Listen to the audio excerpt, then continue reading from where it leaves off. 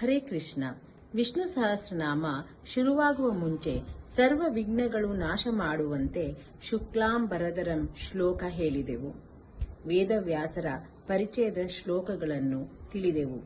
ವಿಷ್ಣು ಸಹಸ್ರನಾಮವನ್ನು ಭೀಷ್ಮರು ಯುಧಿಷ್ಠಿರನಿಗೆ ಉಪದೇಶಿಸಿದ ಹಿನ್ನೆಲೆ ತಿಳಿದೆವು. ನಂತರ ವೇದವ್ಯಾಸರು ಹೀಗೆ ನುಡಿವರು. ವೈಶಂಪಾಯನ ಉವಾಚ ಶ್ರುತ್ವಾ ಧರ್ಮಾನಶೇಷೇಣ ಪಾವನಾನಿ ಚ ಸರ್ವಶಃ ಯುಧಿಷ್ಠಿರಃ ಶಾಂತನವಂ ಪುನರೇವಾಭ್ಯಭಾಷತ. ವೈಶಂಪಾಯನ ನುಡಿವರು, ಪಾಪಗಳನ್ನು ಕಳೆದು ಪರಿಶುದ್ಧವಾಗುವ ಎಲ್ಲ ಧರ್ಮಗಳ ಬಗ್ಗೆ ಸಮಗ್ರವಾಗಿ ಭೀಷ್ಮಾಚಾರ್ಯರಿಂದ ಕೇಳಿ ತಿಳಿದ ನಂತರ ಯುಧಿಷ್ಠಿರ ಭೀಷ್ಮಾಚಾರ್ಯರಲ್ಲಿ ಈ ರೀತಿ ಪ್ರಶ್ನೆ ಹಾಕುತ್ತಾನೆ. ಯುಧಿಷ್ಠಿರನು ಹೀಗೆ ಕೇಳಿದನು.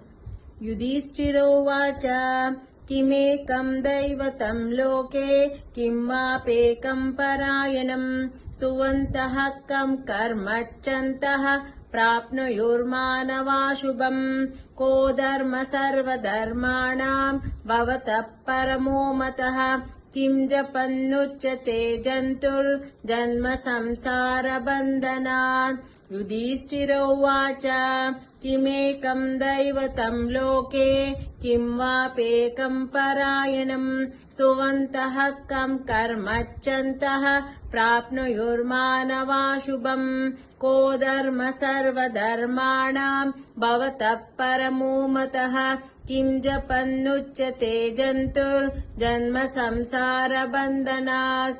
ಯುಧಿಷ್ಠಿರೋವಾಚ ಕಿಮೇಕಂ ದೈವತಂ ಲೋಕೆ ಕಿಮ್ಮಾಪೇಕಂ ಪರಾಯಣಂ ಸ್ತುವಂತಃ ಕಂ ಕರ್ಮಚ್ಚಂತಃ ಪ್ರಾಪ್ನುಯುರ್ಮಾನವಾ ಶುಭಂ ಕೋ ಧರ್ಮ ಸರ್ವಧರ್ಮಾಣಾಂ ಭವತಃ ಪರಮೋ ಮತಃ ಕಿಂ ಜಪನ್ನುಚ್ಯತೆ ಜಂತುರ್ ಜನ್ಮ ಸಂಸಾರ ಬಂಧನಾತ್.